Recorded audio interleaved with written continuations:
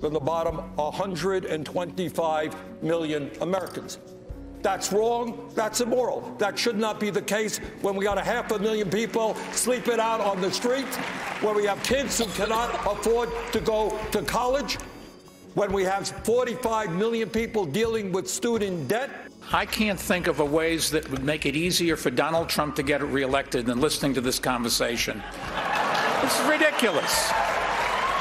We're not going to throw out capitalism. We tried that. Other countries tried that. It was called communism, and it just didn't work.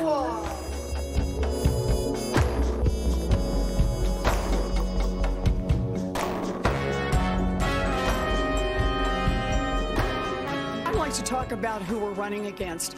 A billionaire who calls women fat broads and horse-faced lesbians. And no, I'm not talking about Donald Trump. I'm talking about Mayor Bloomberg.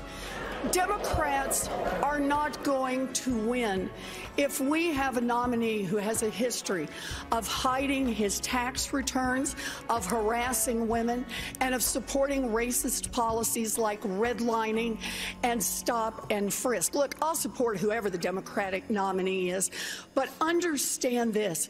Democrats take a huge risk if we just substitute one arrogant billionaire for another. We are not going to beat Donald Trump with a man who has who knows how many non-disclosure agreements and the drip, drip, drip of stories of women saying they have been harassed and discriminated against. That's not what we do as Democrats. One is, who can beat Donald Trump?